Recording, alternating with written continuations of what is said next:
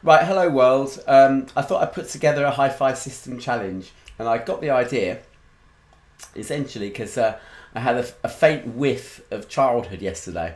I put on my ancient ABBA Greatest Hits record, the one with them sitting on the park bench on, from 1976, and it was like being blasted back into childhood, and it kind of got me wondering, really, if you could put together a genuine, I say genuine, as much genuine as possible, system that would play like original pressing Beatles records exactly as the fans would have heard it. Well, I say fans, I mean, I suppose, professional hi-fi enthusiasts, because fans would be playing them on dance sets and things like that, the suitcase style record players. So this system, your challenge, people, okay, is to put together then a system that uses, as far as possible, brands that have heritage back in the 60s. They have to be still trading today, okay, so that the components that you're buying are new. Okay, now you have to imagine that the person having this system, and it isn't me, is a kind of Jerry Ledbetter from The Good Life. Okay, sort of very sort of professional middle class kind of person. So in today's money, they'd probably be earning 1,500 to 3,000 a month. No component, therefore, is allowed to cost more than that. Okay, or at least the average of the system. Okay, has to average out so that the components don't really cost more than between 1,500 and 3,000 pounds each. Okay, the system has to be capable of playing vinyl.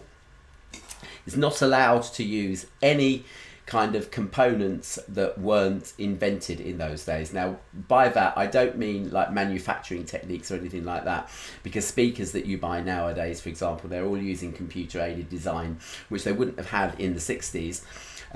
I don't mean that. I just mean, for example, that you won't be allowed to use a moving coil cartridge, because moving coil cartridges in the 60s were not readily available. Okay.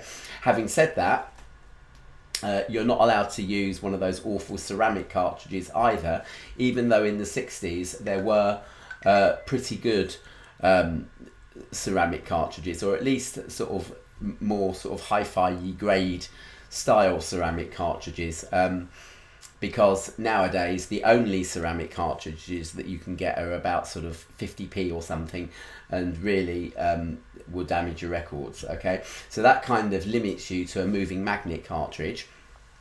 Okay, so it has to accept vinyl.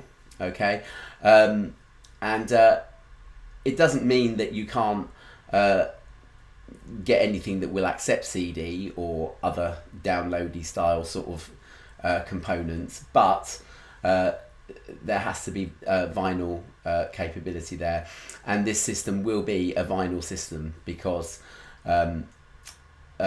obviously CDs weren't invented in those days.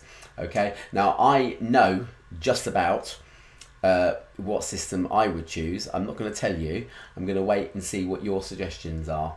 Okay, so a system that will give the modern listener as much of an